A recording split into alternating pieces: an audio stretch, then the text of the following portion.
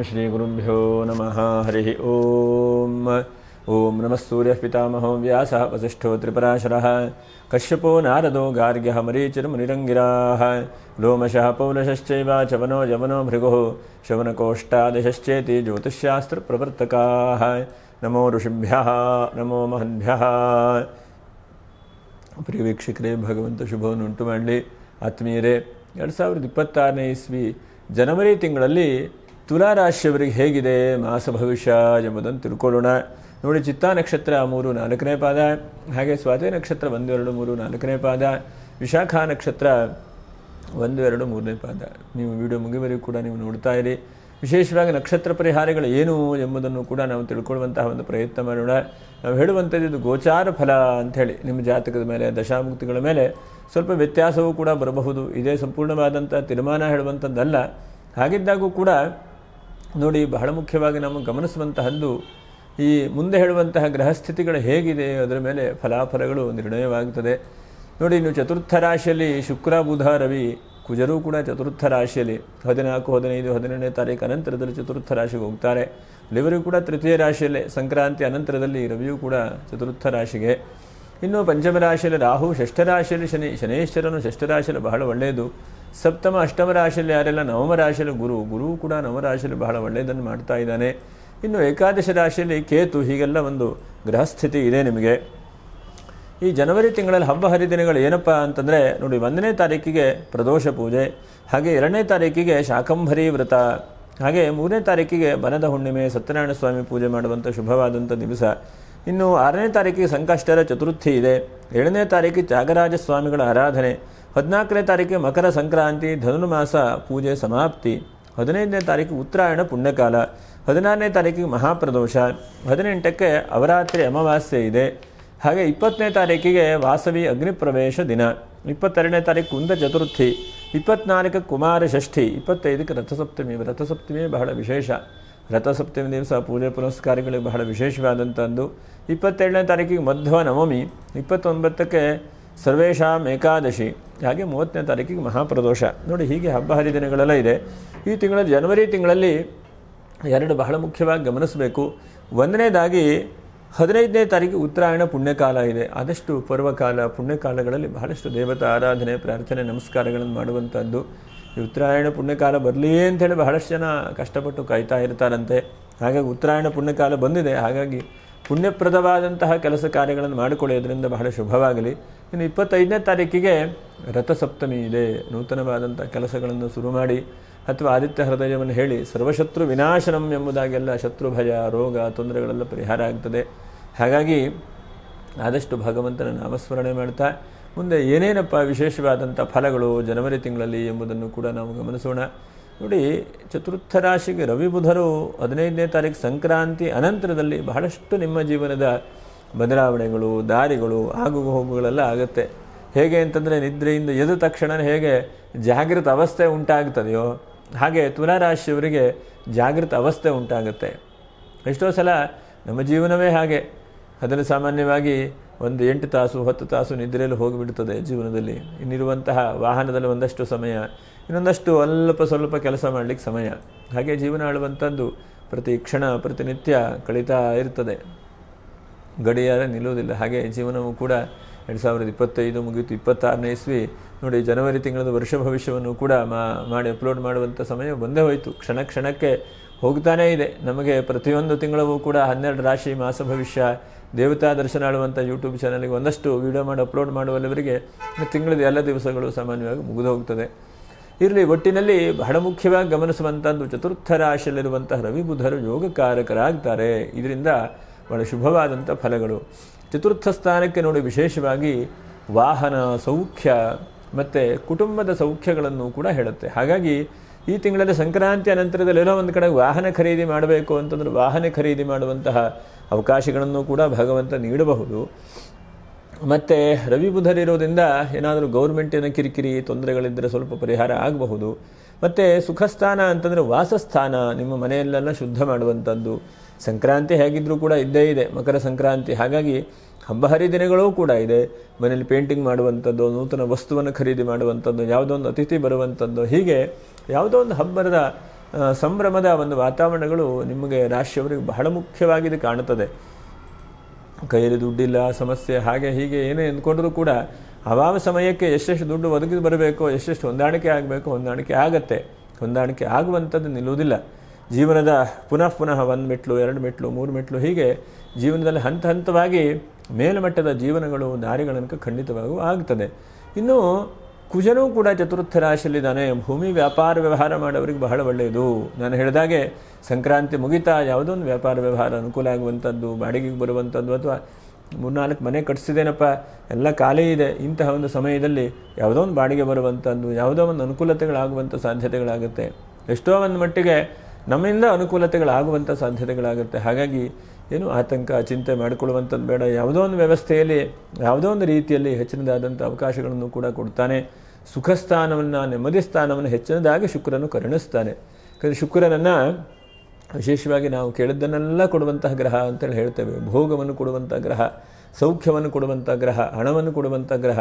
ಹಾಗಾಗಿ ಅಂತಹ ನಿಮಗೆ ಜೀವನಕ್ಕೆ ಏನೇನು ಬೇಕಾಗ್ತದೆಯೋ, ಮನುಷ್ಯನಿಗೆ ಖುಷಿ ಸಂತೋಷವನ್ನು ನಾವು ಗುರುವಿಂದ ಅಥವಾ ಶುಕ್ರನಿಂದ ಪರಿಗಣನೆ ಮಾಡಬೇಕಂತೆ. ಹಾಗಾಗಿ ಭಾಗ್ಯದಲ್ಲಿರುವಂತಹ ಗುರುವೂ ಕೂಡ ಭಾಗ್ಯಕ್ಕೆ ನಿಮಗೆ ದೃಷ್ಟಿ ಇಟ್ಕೊಂಡಿದ್ದಾನೆ ನಿಮ್ಮ ರಾಶಿಗೆ. ಶುಕ್ರನು ಕೂಡ ಚತುರ್ಥಕ್ಕೆ ಹೋಗ್ತಾನೆ. ಹಾಗಾಗಿ ಚತುರ್ಥದಲ್ಲಿರುವಂಥ ಶುಕ್ರನು ಒಂದು ಹಂತಕ್ಕೆ ಭಾಗ್ಯ, ಜೀವನ, ಏನೋ ಒಂದು ಕಾರ್ ತೆಗೆದುಕೊಳ್ಬೇಕು ಅಂತ ಹೇಳಿ ಅಂದ್ಕೊಂಡಿದ್ರಿ ಅಂತ ಇಟ್ಕೊಳ್ಳಿ. ಹಳೆ ಕಾರನ್ನು ಚೇಂಜ್ ಮಾಡಿ ಹೊಸ ಕಾರನ್ನು ತೆಗೆದುಕೊಳ್ಳುವಂಥದ್ದು, ಅಥವಾ ಯಾವುದೋ ಒಂದು ಬೈಕ್ ಇದೆ, ಬೈಕ್ ಬಹಳಷ್ಟು ವರ್ಷ ಆಯ್ತಪ್ಪ, ಏನಾದರೂ ಹೊಸ ಬೈಕ್ ತೆಗೆದುಕೊಳ್ಬೇಕು ಅನ್ನುವಂಥದ್ದು. ಹೀಗೆ ಏನೋ ಒಂದು ಕನಸು ಇರುತ್ತಲ್ಲ ಮನುಷ್ಯನಿಗೆ. ಜೀವನಕ್ಕೆ ನೂರಾರು ಕನಸುಗಳಿರುತ್ತೆ, ಒಂದೆರಡು ಕನಸು, ಬೆಟ್ಟದ ಹಾಗೆ ಕನಸುಗಳಿರುತ್ತೆ. ಆ ಕನಸು ಒಂದು ಹಂತಕ್ಕೆ ಸ್ವಲ್ಪ ಮೂಮೆಂಟಾಗಿ ಸ್ವಲ್ಪ ಅನುಕೂಲ ಆಗುವಂಥ ಸಾಧ್ಯತೆಗಳಾಗುತ್ತೆ. ವಿದ್ಯಾರ್ಥಿ ಜೀವನಕ್ಕೂ ಕೂಡ ಹೆಚ್ಚಿನದಾದಂಥ ಅವಕಾಶಗಳಿದ್ದಾವೆ, ಅನುಕೂಲತೆಗಳಿದೆ. ಏನೋ ಅಷ್ಟು ತಲೆ ಕೆಡಿಸ್ಕೊಂಡು ಚಿಂತೆ ಮಾಡಲಿಕ್ಕೆ ಹೋಗಬೇಡಿ. ವಿದ್ಯಾರ್ಥಿಗಳಿಗೂ ಕೂಡ ಲಾಭಾಂಶವೇ ಕಾಣ್ತದೆ. ಇನ್ನು ಭಾಗ್ಯದ ಗುರುವಿಂದ ಏನೇನು ಚಿಂತನೆ ಮಾಡಬಹುದು? ಗುರು ನಿಮಗೆ ಹೆಚ್ಚಿನದಾದಂಥ ಧರ್ಮ ಕಾರ್ಯವನ್ನು ಮಾಡುವ ಹಾಗೆ ಮಾಡ್ತಾನೆ. ಮತ್ತು ಯಾರಿಗೆ ಸಂತಾನಾದಿಗಳಿಲ್ವೋ, ಸಂತಾನಾದಿಗಳಿಲ್ಲದೆ ಸಂತಾನಕ್ಕೆ ಅನುಕೂಲತೆಗಳಾಗುವ ಹಾಗೆ ಔಷಧಿಗಳಿಂದ ಆಗುವಂಥದ್ದು, ಅಥವಾ ದೇವತಾನುಗ್ರಹದಿಂದ ಆಗುವಂಥದ್ದು, ಅಥವಾ ಸಣ್ಣ ಪುಟ್ಟದ ಸಂಸಾರಿಕವಾದಂತಹ ಕಲಹಗಳಿದ್ದರೆ ಆ ಕಲಹಗಳ ಸರಿ ಆಗುವಂಥ ಪರಿಸ್ಥಿತಿಗಳು ಕೂಡ ಆಗತ್ತೆ. ಇನ್ನು ರಾಹು ಪಂಚಮದಲ್ಲಿದ್ದಾನೆ ನೋಡಿ, ಸ್ವಲ್ಪ ಪ್ರಯಾಣಗಳು ಸ್ವಲ್ಪ ಜಾಸ್ತಿ ಆಗುವಂಥ ಸಾಧ್ಯತೆಗಳಿದೆ. ಆ ಕಡೆ ಈ ಕಡೆ ಓಡಾಡುವಂಥದ್ದು, ಪ್ರಯಾಣ ಆಗುವಂಥದ್ದು, ಇದ್ದಕ್ಕಿದ್ದ ಹಾಗೆ ಹಣಕಾಸಿಗೆ ಪ್ರಯಾಣ ಆಗುತ್ತೆ. ಏನಪ್ಪ ನಾಳೆಗೆ ಹೋಗಬೇಕು, ಜೋಬಲ್ಲಿ ದುಡ್ಡಿಲ್ಲ, ಏನು ಮಾಡಲಿ ಅಂತಂದರೆ ಇವತ್ತು ಯಾವುದೋ ಒಂದು ಸಂಜೆಗೆ ಯಾವುದೋ ಒಂದು ಹಣ ಬರುತ್ತೆ, ಯಾವುದೊಂದು ಅನುಕೂಲತೆಗಳಾಗುತ್ತೆ. ಹಾಗಾಗಿ ಹಣಕಾಸಿಗೂ ಕೂಡ ಅಭಿವೃದ್ಧಿ ಅನುಕೂಲಗಳಾಗತ್ತೆ. ಆದರೆ ಒಂದು 4-5 ವಿಷಯದಲ್ಲಿ ಸ್ವಲ್ಪ ಆರೋಗ್ಯ ವಹಿಸ್ಕೊಳ್ಬೇಕು. ಸ್ವಲ್ಪ ಸಣ್ಣ ಪುಟ್ಟ ಆರೋಗ್ಯಕ್ಕೆ ಸಮಸ್ಯೆ ಬರುವಂಥ ಚಾನ್ಸಸ್ ಇದೆ. ಹಾಗಾಗಿ ಅನಾರೋಗ್ಯ, ಕಿರಿಕಿರಿ ಬರುವಂಥ ಸಾಧ್ಯತೆಗಳು, ಆ ವಿಷಯದಲ್ಲಿ ಸ್ವಲ್ಪ ಜಾಗ್ರತೆ. ಎರಡನೇದಾಗಿ ಸ್ವಲ್ಪ ಗೃಹಿಣಿಯರು ಮನೆಯ ವಿಷಯದಲ್ಲಿ ಸ್ವಲ್ಪ ಜಾಗ್ರತೆ. ನೀರು ಗೀರು ಹೆಚ್ಚು ಬಿದ್ದು ಹೆಚ್ಚು ಕಡಿಮೆ ಆಗುವಂಥ ಸಾಧ್ಯತೆಗಳಿದೆ. ಯಾಕಂದರೆ ಏನಾಗಿದೆ ಅಂತಂದರೆ ಅತಿಯಾದಂತಹ ಮೊಬೈಲ್ ಬಳಕೆ, ಅತಿಯಾದಂಥ ಟಿ ವಿ ನೋಡುವಂಥದ್ದು, ಅತಿಯಾದಂತಹ ಹೊರಗಡೆ ಜೀವನಕ್ಕೆ ಜಾಸ್ತಿ ಅಡಿಕ್ಟ್ ಆಗ್ತಾ ಇದ್ದೀರಿ. ಹಾಗಾಗಿ ಏನೇ ಕೆಲಸ ಮಾಡುವಾಗ, ಅಡುಗೆಗೆ ಸಾಂಬಾರು ಮಾಡುವಾಗ ಕೂಡ ಎಡಗೈಯಲ್ಲಿ ಬಲಗೈಯಲ್ಲಿ ಫೋನ್ ಇರ್ತದೆ. ಹಾಗೆ ಆಗಬಾರದು ಜೀವನದ ಪರಿಸ್ಥಿತಿ. ಹಾಗಾಗಿ ನೀವು ನಿಮ್ಮ ಜಾಗ್ರತೆ, ನಿಮ್ಮ ವ್ಯವಸ್ಥೆನ ಇಟ್ಕೊಳ್ಳಿ. ಇವತ್ತಿನ ದಿವಸ ಗ್ರಾನೈಟು, ಮಾರ್ಬಲು ಬಹಳಷ್ಟು ಸೂಕ್ಷ್ಮವಾಗಿ ಕಾಣಿಸೋದಿಲ್ಲ ಕಣ್ಣಿಗೆ. ಬಿದ್ದ ಮೇಲೆ ಬಿದ್ದೆ ಅಂತ ಹೇಳಿ ಗೊತ್ತಾಗುತ್ತೆ. ಹಾಗಾಗಿ ಎಷ್ಟು ಸಾಧ್ಯ ಆಗುತ್ತೋ ಅಷ್ಟು ನಮ್ಮ ಜಾಗ್ರತೆಯಲ್ಲಿ ನಾವು ಇಟ್ಕೊಳ್ಳುವಂತಹ ಒಂದು ಪ್ರಯತ್ನ ಮಾಡಬೇಕು. ಅದಕ್ಕೆ ಸ್ಥಿತಪ್ರಜ್ಞ ಎಂಬುದಾಗಿ ಕರೀತಾರೆ. ಸ್ಥಿತಪ್ರಜ್ಞರಾಗಿರಬೇಕು.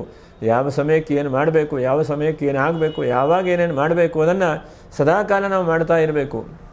ಯಾಕಂದರೆ ಒಂದು ದಿವಸ ಮಾಡಿದೆ, ಒಂದು ದಿವಸ ಬಿಟ್ಟೆ ಅಂತಂದರೆ ನಮ್ಮ ಸ್ಥಿತಪ್ರಜ್ಞತ್ವ ಹೋಗಿಬಿಡುತ್ತೆ. ಹಾಗೆ ಮಂಗಲ ಕಾರ್ಯಗಳು ನಡೆಯುವಂಥ ಸಾಧ್ಯತೆಗಳಿದೆ. ಯಾರಿಗೂ ವಿವಾಹ ಆಗಿಲ್ಲ, ಅವರು ಸಂಕ್ರಾಂತಿ ಅನಂತರದಲ್ಲಿ ಪ್ರಯತ್ನ ಮಾಡಿ ಎಲ್ಲೋ ಒಂದು ಕಡೆಗೆ ಲಾಭಾಂಶಗಳು ಎಲ್ಲೋ ಒಂದು ಕಡೆ ಸಿಗುವಂತಹದ್ದು, ಮತ್ತೇನೇನೋ ಬಿಸ್ನೆಸ್ ಐಡಿಯಾಗಳು ವ್ಯವಸ್ಥೆಗಳೆಲ್ಲ ಬರ್ತಾ ಇದೆ. ಅದು ಬಂದರೆ ಒಳ್ಳೆಯದೇ. ನಿಮಗೆ ಬಿಸ್ನೆಸ್ ಐಡಿಯಾಗಳು, ಬಿಸ್ನೆಸ್ಸಲ್ಲಿ ಅನುಕೂಲ ಆಗುವಂಥದ್ದು ಇಂಥ ಅವಕಾಶಗಳಿದ್ದಾವೆ. ಹಾಗಾಗಿ ಏನೂ ಕೂಡ ಚಿಂತೆ ಮಾಡುವಂಥದ್ದು ಬೇಡ. ಸ್ವಲ್ಪ ಕೋರ್ಟು ಕಚೇರಿ ಕಾನೂನಿನಲ್ಲಿ ಕೆಲಸ ಮಾಡ್ತಾ ಇದ್ದಂಥವರಿಗೂ ಕೂಡ ಎಲ್ಲೋ ಒಂದು ಲಾಭಾಂಶಗಳು, ಎಲ್ಲೋ ಒಂದು ಸಮಾಧಾನಗಳು ಹೀಗೂ ಕೂಡ ನಡೆಯುವಂತಹ ಚಾನ್ಸಸ್ಸು ಕೂಡ ಇದ್ದಾವೆ. ಹಾಗಾಗಿ ಪ್ರಯತ್ನ ಮಾಡಿ. ಆ ಪ್ರಯತ್ನದಲ್ಲಿ ಏನಾದರೂ ಕೂಡ ಅವಕಾಶಗಳಾಗಬಹುದು. ಮತ್ತು ಒಂದು ಹಂತಕ್ಕೆ ಚತುರ್ಥ ರವಿ ಬುಧ ಇರೋದ್ರಿಂದ ಸ್ವಲ್ಪ ಹೂಡಿಕೆ ಮಾಡುವಂಥದ್ದು, ಎಲ್ಲೋ ಒಂದು ಕಡೆಗೆ ಇನ್ವೆಸ್ಟ್ಮೆಂಟ್ ಮಾಡಿ ಹಣ ವಾಪಸ್ ಬರುವಂತಹ ಪ್ರಯತ್ನಗಳು ಕೂಡ ಆಗುತ್ತೆ. ಮತ್ತೇನೋ ಒಂದು ಸ್ವಂತವಾದಂಥ ಬಿಸ್ನೆಸ್ ಕಟ್ಟುವಂಥದ್ದು, ಏನೋ ಕೆಲಸಕ್ಕೆ ಹೋಗಿ ಬಹಳಷ್ಟು ವರ್ಷ ಆಯ್ತಪ್ಪ ಸಾಕು, ಏನಾದರೂ ಒಂದು ಸ್ವಂತ ಮಾಡೋಣ ಕೆಲಸ ಅಂತಂದ್ರೆ ಅದಕ್ಕೆ ಆಗುವಂಥದ್ದು. ಮತ್ತು ಭಾಗ್ಯದ ಗುರು ಬಹಳಷ್ಟು ವೈರಾಗ್ಯವನ್ನು ಕೊಡ್ತಾನೆ. ಬಹಳ ಗಮನಿಸಬೇಕು. ಗುರು ಭಾಗ್ಯದಲ್ಲಿದ್ದಾಗ ಆಧ್ಯಾತ್ಮಿಕವಾದಂತಹ ಮಾರ್ಗ, ಸ್ಪಿರಿಚುವಲ್ ಮಾರ್ಗಗಳು, 4 ಜನಕ್ಕೆ ಹಿತೋಪದೇಶ ಮಾಡುವಂತಹದ್ದು ಇದನ್ನೆಲ್ಲ ಕೊಡ್ತಾನೆ. ಪ್ರತ್ಯಕ್ಷವಾಗಿ ನೀವು ಕೂಡ ಅನುಭವಿಸುವಾಗ ಮಾಡ್ತಾನೆ. ಯಾಕಂದರೆ ಏನೇ ಇದ್ದರೂ ಕೂಡ ನಾವು ಅದನ್ನು ಪ್ರಾಕ್ಟಿಕಲ್ಲಾಗಿ ಅನುಭವಿಸಿ ಯೋಚನೆ ಮಾಡಿ ಇನ್ನೊಬ್ಬರಿಗೆ ದೇವತಾ ಆರಾಧನೆ ಹೇಳಬೇಕಂತೆ. ಹಾಗೆ ನೀವು ಕೂಡ ಯೋಗ ಧ್ಯಾನವನ್ನು ಮಾಡುವಂತಹದ್ದನ್ನು ಮಾಡಿ ಕೊನೆಗೆ ಇನ್ನೊಬ್ಬರಿಗೆ ಉಪದೇಶ ಮಾಡುವಂಥ ಅವಕಾಶಗಳನ್ನು ಕೂಡ ಕೊಡ್ತಾನೆ. ತುಲಾರಾಶಿಯವರಿಗೆ ಭಾಗ್ಯದ ಗುರು ರಾಶಿ ನೋಡಲ್ಪಟ್ಟಿದ್ದಾನೆ. ಇದು ನಿಮ್ಮ ನಿಜವಾದಂತಹ ವ್ಯವಸ್ಥೆ ಏನು, ನಿಜವಾಗೂ ಏನೇನು ಪ್ರಯತ್ನ ಮಾಡಬೇಕು ಅಂತಹ ಎಲ್ಲ ಪ್ರಯತ್ನಗಳನ್ನು ಕೂಡ ಒಳ್ಳೆ ರೀತಿಯಾಗಿ ಭಗವಂತ ಅನುಗ್ರಹಿಸ್ತಾನೆ. ನನ್ನ ಜೀವನದಲ್ಲಿ ಒಂದು ಹಂತಕ್ಕೆ ಕಷ್ಟ ಸಮಸ್ಯೆಗಳೆಲ್ಲ ಬರುತ್ತೆ ನಿಜ, ಬಂದರೂ ಕೂಡ ಭಗವನ್ ನಾಮಸ್ಮರಣೆ ಮಾಡ್ತಾ ಯಾವುದೋ ಒಂದು ನಮಗೆ ಸಿಗುತ್ತೆ ಹೇಳುವಂತಹ ಮನಸ್ಥಿತಿ ಇಟ್ಕೊಂಡು ಮಾಡಿದ್ರೆ ಎಲ್ಲ ರೀತಿಯಾದಂಥ ಅಭಿವೃದ್ಧಿಯನ್ನು ಕೂಡ ಕೊಡ್ತಾನೆ.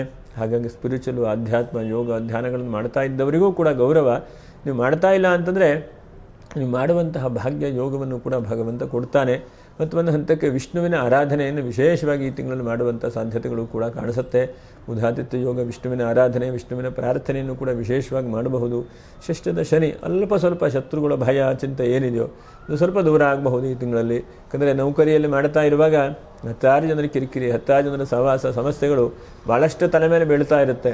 ಹಾಗಾಗಂತಹ ಆ ಚಿಂತೆ, ಆ ಸಮಸ್ಯೆ, ಆತಂಕಗಳು ಸ್ವಲ್ಪ ದೂರ ಆಗುವಂಥ ಸಾಧ್ಯತೆಗಳಿದ್ದಾವೆ. ಹೀಗೆ ಮಿಕ್ಕಿರುವಂಥ ಎಲ್ಲ ಸೌಭಾಗ್ಯಗಳು ಕೂಡ ನಿಮಗೆ ಅಭಿವೃದ್ಧಿ ಇದೆ. ಯಶಸ್ಸು, ಕೀರ್ತಿ, ಲಾಭ ಎಲ್ಲವೂ ಕೂಡ ಅಭಿವೃದ್ಧಿ ಆಗಲಿ ಅಂಥೇಳಿ ದೇವರಲ್ಲಿ ಪ್ರಾರ್ಥನೆ ಮಾಡ್ತಾ, ವಿಶೇಷವಾಗಿ ನಕ್ಷತ್ರ ಪರಿಹಾರಗಳೇನು, ಚಿತ್ತಾ ನಕ್ಷತ್ರ 3, 4ನೇ ಪಾದ ನೀವು ಪ್ರತಿನಿತ್ಯವೂ ಕೂಡ ಆಗ ಮಹಾಗಣಪತಿಯನ್ನು ಪ್ರಾರ್ಥನೆ ಮಾಡಿ. ಗಂಗಣಪತನೇ ನಮಃ ಅಂಥೇಳಿ ಆ ಮಹಾಗಣಪತಿಯನ್ನು ಭಕ್ತಿಯಿಂದ ಸ್ಮರಣೆ ಮಾಡಿ ಪ್ರಾರ್ಥನೆ ಮಾಡ್ತಾ ಬನ್ನಿ. ಆ ಮಹಾಗಣಪತಿ ಎಲ್ಲವನ್ನೂ ಕೂಡ ನಡೆಸ್ತಾನೆ. ಯಾಕಂದರೆ ಆ ಮಹಾಗಣಪತಿ ಶಕ್ತಿ ಸಂಮೋಹನ ಅಂಥೇಳಿ ಕರೀತಾರೆ. ಆ ಮಹಾಗಣಪತಿಯು ಎಲ್ಲವನ್ನೂ ಕೂಡ ಅನುಗ್ರಹಿಸಲಿ ಅಂಥೇಳಿ ಮಹಾಗಣಪತಿಯಲ್ಲಿ ಬೇಡಿಕೊಳ್ಳೋಣ. ಇನ್ನು ಸ್ವಾತಿ ನಕ್ಷತ್ರ 25ನೇ ತಾರೀಕು ರಥಸಪ್ತಮಿ ಇದೆ. ಮರೆಯದೇ ಇದ್ದ ಹಾಗೆ ನಾಗದೇವರ ಆರಾಧನೆ ಮಾಡಿ, ನಾಗದೇವರಿಗೆ ಪ್ರಾರ್ಥನೆ ನಮಸ್ಕಾರವನ್ನು ಮಾಡಿ, ಮತ್ತು ಆದಿತ್ಯ ಹೃದಯವನ್ನು ಪಠನೆ ಮಾಡಿ. ಆದಿತ್ಯ ಹೃದಯವು ಬಹಳ ಶುಭವಾದಂಥ ಫಲಗಳನ್ನು ಕೊಡುತ್ತೆ. ಎಲ್ಲ ರೋಗ ರುಜಿನ ತೊಂದರೆಗಳಿಂದ ಎಲ್ಲ ಹೊರಗಡೆ ಬರುವ ಹಾಗೆ ಮಾಡುತ್ತದೆ. ಆದಿತ್ಯ ಹೃದಯ ಹೇಳುವಂತಹ ಒಂದು ಪಾರಾಯಣ ಇದೆ. ಇಂತಹ ಪಾರಾಯಣೆಯನ್ನು ಕೂಡ ನೀವು ಮಾಡಿ. ಆ ಪಾರಾಯಣೆಯು ಬಹಳ ಒಳ್ಳೆಯ ರೀತಿಯಾದಂಥ ಫಲಗಳನ್ನು ಕೂಡ ಕೊಡುತ್ತೆ. ಇನ್ನು ವಿಶಾಖ ನಕ್ಷತ್ರ ಉತ್ತರಾಯಣ ಪುಣ್ಯಕಾಲ ಇದೆ. ಮರೆಯದೇ ಇದ್ದ ಹಾಗೆ ನೀವು ತೀರ್ಥ ಸ್ನಾನಗಳನ್ನು ಮಾಡಿ. ತೀರ್ಥ ಸ್ನಾನ 15ನೇ ತಾರೀಕು ಉತ್ತರಾಯಣ ಪುಣ್ಯಕಾಲ. ತೀರ್ಥ ಸ್ನಾನ ದಾನ ಪಾರಾಯಣ ಹೀಗೆ ಮಾಡ್ತಾ ಬಂದರೆ ಬಹಳ ಉತ್ತಮವಾದಂಥ ವಿಶೇಷವಾದಂಥ ಫಲಗಳು, ಹಾಗಂಥ ಫಲಗಳು ಸಿಗಲಿ ಅಂತ ಹೇಳ್ತಾ ಮುಂದಿನ ವಿಡಿಯೋದಲ್ಲಿ ಮತ್ತೆ ಭೇಟಿ ಮಾಡೋಣ. ನಮಸ್ಕಾರ. ಲೋಕ ಸಮಸ್ತ ಸುಖಿನೋ ಭವಂತು, ಸಮಸ್ತ ಸನ್ಮಂಗಲಾನಿ ಭವಂತು. ನಮಸ್ಕಾರ.